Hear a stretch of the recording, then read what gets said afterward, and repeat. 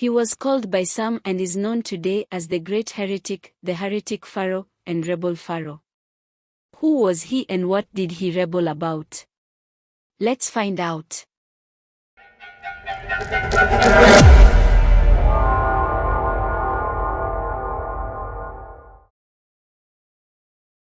King Akhenaten was born to Amenhotep III and Queen Tai. Akhenaten had many wives, but the most famous was the beautiful Nefertiti. Though the exact timing of their marriage is unknown, Akhenaten seems to have married Nefertiti at or shortly after the time of his accession. It appears they had a good marriage, and Akhenaten treated Nefertiti closer to an equal.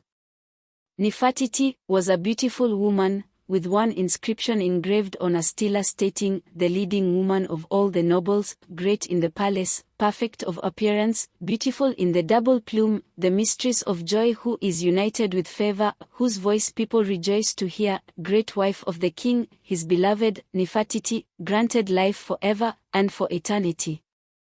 Akhenaten had another wife, known as Kia, but little is known about her, or her actions.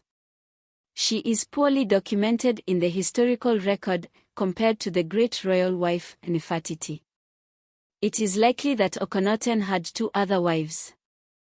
Moving away from family, let's now talk about what Akhenaten is best known for, introducing a new religion, one that was centered on the god figure Aten, who was generally represented as a solar disk. Akhenaten is said to have enjoyed a privileged connection with this god. In his 5th year as pharaoh, he changed his name from Amenhotep to Akhenaten, to show his devotion to the Aten. He did not want to be known as Amenhotep IV and be associated with the god Ammonius. He wanted to shift his focus to the Aten. Akhenaten's name could be translated to mean "the Aten is satisfied." Effective spirit of the Aten, or serviceable to the Aten. Akhenaten claimed, "There is only one God, my father. I can approach him by day, by night." Akhenaten even claimed that they had been visited by beings that came from the sky. Some have suggested that Akhenaten was actually the founder of the Judeo-Christian religion. Sigmund Freud argued that Moses was an atheist priest who had been forced to leave Egypt with his followers after the king's death. Freud believed that Moses achieved the monotheism that Akhenaten sought to promote. Other scholars have refuted this notion passionately. It was not enough for Akhenaten to focus all his energies on his new god. He wanted the entire kingdom to follow suit. He began a program to erase the name and image of the god Amun from all monuments. Other gods were also attacked.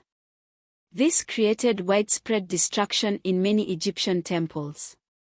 Around the same time, Akhenaten outlawed the worship of all other gods in Egypt.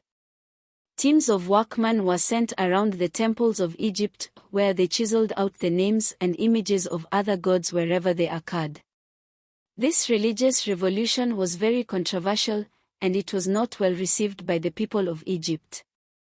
Many felt that Akhenaten was betraying the traditions of their culture.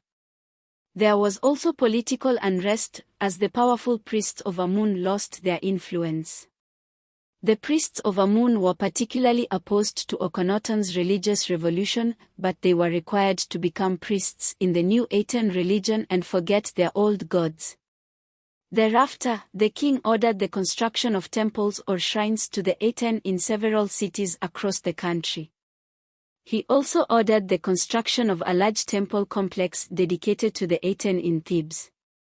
A number of hymns to the Aten were composed during Akhenaten's reign, one which is eerily similar to Psalm 104. So was Akhenaten truly passionate about his god, or was his religious reform an attempt at seizing power away from the powerful priests? In the 4th year of his reign, Akhenaten claimed that a vision sent by his god, Aten, the only god he acknowledged, led him to a large tract of land on the Nile's east bank.